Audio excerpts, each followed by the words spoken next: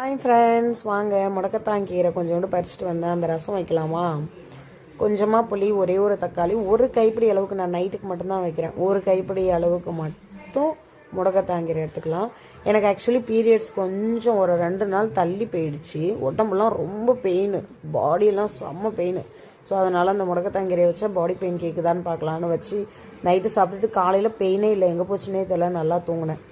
So இதை நல்லா ஒரு கொதி வரணும். புளி, தக்காளி, முடக்கத்தாங்கீரை கொஞ்சம் நல்லா வெந்து அதோட எசன்ஸுங்கிறேன், அதோட நல்ல குணங்கள் எல்லாம் அந்த தண்ணியில் இறங்கிடணும்.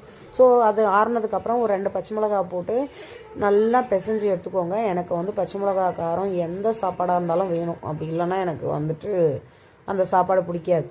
ஸோ 2 பச்சை மிளகா போட்டு நல்லா கையால் பிசைஞ்சால் அந்த முடக்கத்தாங்கீரையில் உள்ள அந்த குணங்கள் எல்லாம் அந்த தண்ணியில் கொதிக்க வச்சதுலேயே இறங்கிடுச்சு. ஓகேவா? கொஞ்சம் கசப்பாக தான் இருக்கும், பட் சூப்பராக இருக்கும் சாப்பிட. ஒரு டம்ளர் காலையில் மீந்து இருந்தது, அதையும் நான் குடிச்சிட்டேன். ஸோ நல்லா பிசைஞ்சு புழிஞ்சு எடுத்து போட்டுருங்க. புழிஞ்சு எடுத்து போட்டுட்டு அந்த ஃபில்ட்ரு பண்ணிக்கோங்க அந்த தண்ணியை. ஓகே, நான் இந்த குண்டானில் ஃபில்ட்ரு பண்ணிக்கலாம் அப்படின்ட்டு. ஸோ ஃபில்ட்ரு பண்ணிவிட்டு காட்டுறேன், ஏன்னா ஒரே கையில் ஃபோனை பிடிச்சிட்டு எடுக்கிறேன். ஸோ ஃபில்ட்ரு பண்ணியாச்சு. இப்போ இதில் கொஞ்சமாக மஞ்சத்தூள், கொஞ்சமாக பெருங்காயம் தாளிக்கும் போதும் போட்டுக்கலாம், இல்லைன்னா இப்படியே போட்டுக்கலாம். ஒரே வேலையை முடிச்சிடணும். மிளகு சீரகம் இடித்தது, தட்டுன பூண்டு பல் ஒரு 10 பல். நான் எப்போதுமே பூண்டு பல் அதிகமாக தான் போடுவேன். அதோட பூண்டோட வாசனை ரசத்துக்கு ரொம்ப சூப்பராக இருக்கும். தட்டிட்டு அப்படியே கையால் ஒரு கசக்கி விட்டுருவேன் தண்ணியிலேயே. அப்போ தான் அதோட ஃப்ளேவர் எல்லாம் அந்த தண்ணியில் இருக்கும். ஸோ கல் உப்பு தான் போடுவேன். இன்றைக்கி என்னமோ கையில் கிடச்சதை போட்டுட்டேன் டக்குன்னு.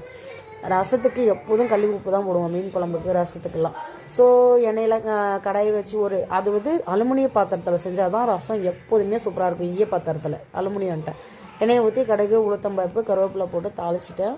காஞ்ச மிளகா போடலாம். நான் ஆல்ரெடி பச்சை மிளகா விட்டுருக்கேன், மிளகு இருக்குது. ஸோ ஒரு கொதி வந்தோடனே மூடிட்டேன். ஸோ முடக்கத்தான் ரசம் ரெடி.